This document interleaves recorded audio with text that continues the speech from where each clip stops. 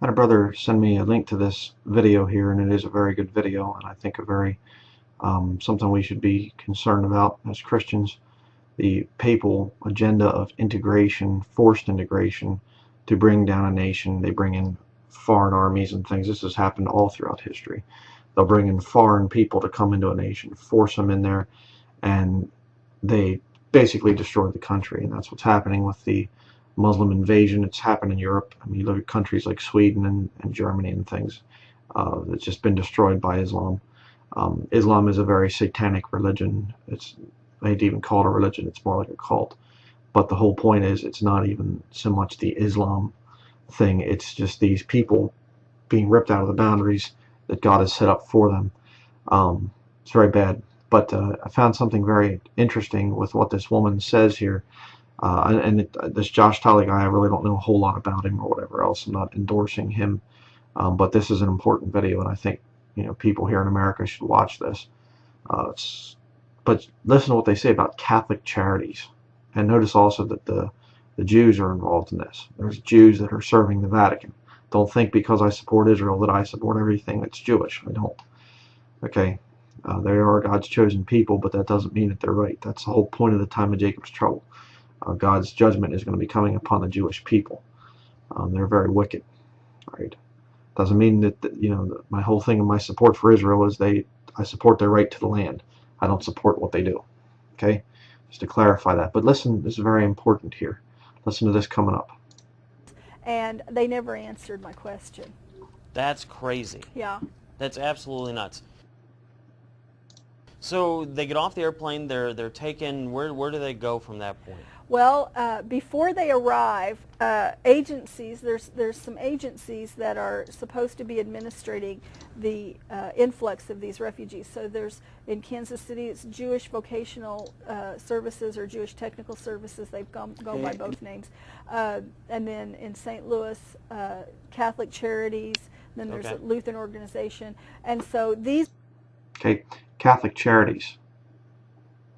There's Catholic Charities stores around here. I've seen them. They're like a Salvation Army or a Goodwill, a thrift store type of a thing. Catholic Charities. And they're the ones that are distributing these illegal aliens. And I mean, watch the whole thing. I'm not going to play the whole thing here.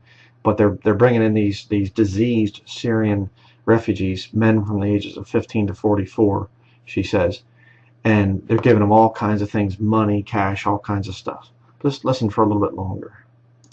These agencies, if you will, receive funding for these refugees. They receive right off the bat $2,500 just to go pick them up. I mean, just to bring them in and process them. Okay. And so after that, then they're also awarded block grants. And the block grants are for setting up shop, so to speak, so that you can have a staff and an office and office equipment and leasing costs, all of this. So, and we know that they're making an incredible amount of money doing this. I have not been able to ascertain exactly how much money is being spent on the refugees themselves versus how much money is being awarded to these agencies. Sure. So in my estimation, these agencies are making quite a bit of money off of this program. It's almost like they're making money running refugees. Sure.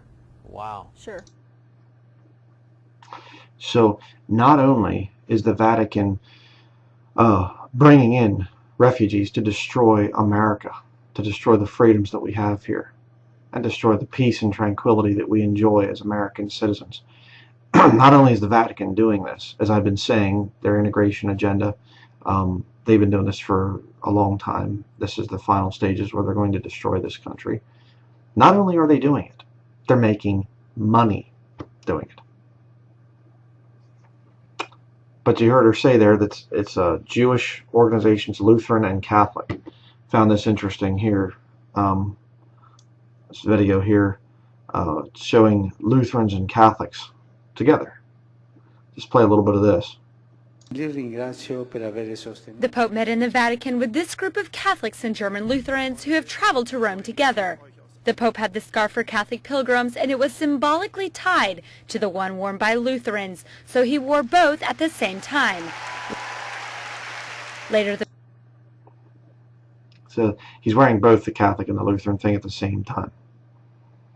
You know, and you can watch this video again. I'm not going to waste time doing the whole thing, but check this out at the end. Deep down, Lutherans and Catholics are already united because they are all Christians. Okay, that's what the Pope said. Deep down, Catholics and Lutherans are united because they're all Christians. And he's going to be doing celebrations for the 500-year anniversary of Martin Luther this coming October, here in 2017. Here we have another one. Pope visits university. Do not be afraid of migrants, he says. And he goes through here doing a speech. See if I can get to it here. Brussels were committed by young people born in Europe, but who'd not been integrated in society. He also recalled that 1 in 10 Swedes is an immigrant or the son of immigrants, but they are perfectly integrated. E quando c'è questo accoglienza, accompagnare e integrare, non c'è pericolo. Yeah, there's no danger. There's no danger. Tell that to the people in Sweden. Tell the people in Germany, the brothers and sisters over there in the UK. Yeah, there's no danger. You know, we're just seeing them doing things and terrorism and stuff like that. God's system is segregation. Not because one race is better than another. That isn't it at all. It's to preserve the races, to preserve unique ethnic diversity. That's God's system. Let me show you. Acts chapter 17, verse 26. You'll hear this thing. People will say, Acts 17:26 says, you know, he's made of one blood, all nations, so there's no races. They won't keep reading the verse. All these hypocrites, they'll never read the whole verse. Look at this. Acts 17:26, and hath made of one blood all nations of men for to dwell on all the face of the earth, and hath determined the times before appointed and the bounds of their habitation. There are boundaries. They've never gone away. Never. In Christ, we're all one. Sure, absolutely. Saved, born again, Bible-believing Christians, not Catholics, not Protestants, not Lutherans, not Jews, okay? Saved, Bible-believing Christians, we're all one, as far as God doesn't prefer one over another, right?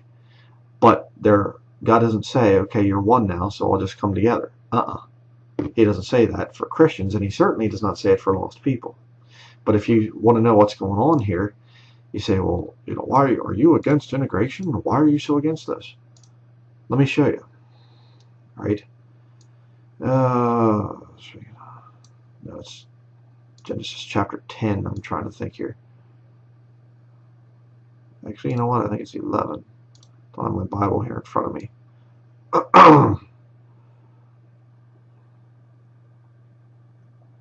Okay, Genesis chapter 11, verse 5. The building of the Tower of Babel. All right, the ancient Babylonian pagan system. And this is where Roman Catholicism goes back to. It's you know, it goes up through Babylon, then it's the Medo-Persian, then it's the Greek, and then it's the Roman, and then Roman Catholic. All right, that's the course of this ancient Babylonian mystery system. It's not America is Babylon now or something stupid like that. No, Rome is the one who's doing this. But check this out. Genesis 11, verse 5. And the Lord came down to see the city and the tower which the children of men builded. And the Lord said, behold, the people is one. They're integrated. And they have all one language. And this they begin to do, and now nothing will be restrained from them which they have imagined to do. Go to, let us go down, and there confound their language, that they may not understand one another's speech. So the Lord scattered them abroad from thence upon the face of all the earth, and they left off to build the city. Therefore is the name of it called Babel, because the Lord did there confound the language of all the earth, and from thence did the Lord scatter them abroad upon the face of all the earth. All right. God does not want everybody coming together. I mean, think about it. If you're going to have a new world order, a one world government, do you have to bring people together or keep them separate? You bring the people together. That's how you have a new world order. And then you go after people like me who stand against it, and you say, you call me a racist. Well, you know, let's just do another little thing here quickly, because I get so sick and tired of that. Racist definition. What is it? What is a racist? me show you here. A person who shows or feels discrimination or prejudice against people of other races, or who believes that a particular race is superior to another. All right, showing or feeling discrimination or prejudice against people of other races, or believing that a particular race is superior to another. I don't teach that. Right? It's not prejudice and things like that. It's me saying, hey, I want to be able to stay separate from them. I want to preserve my unique ethnicity. I'm not going to marry some black woman sometime. You know, I'm married and everything, have children, but, you know, or have a son. But the point is, if I was a single man, I'm not going to marry a black woman. Why? Because I don't want to mess her ethnicity up. You understand? That's not being a racist. I respect other kindreds, other peoples, other races. I respect them, and I want them to keep their unique ethnicity. But see, to form a one world government, you have to bring all people together. And right there, it is being forced upon us. If we say, no, no thank you, I don't want to live in an integrated area and whatever else, I want to live in an area where it's mostly people like me. Oh no, you can't do that. They're going to forcibly integrate, which leads to violence. I mean, in areas where it's predominantly the same kind of people, you don't have much violence. But when you start to mix all the different people together and different ethnicities together, all of a sudden they don't get along. Why? Because you're going against God's system.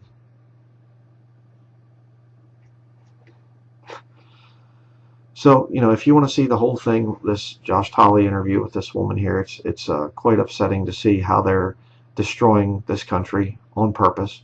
But it goes right back to the Vatican, just like the Bible said, just like I've been preaching for a long time, and I get called crazy and whatever else. It's the Vatican that's behind it. Absolutely 100%. That's why I recommend that people get away from the Vatican. If you're a Catholic, you need to get saved. You need to get away from it.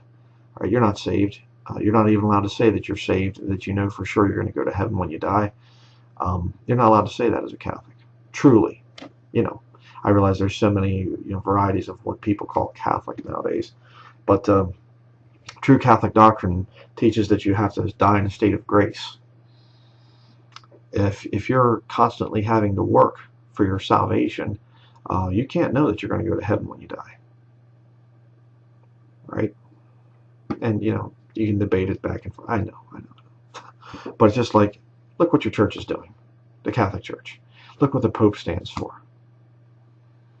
You need to come out of Catholicism.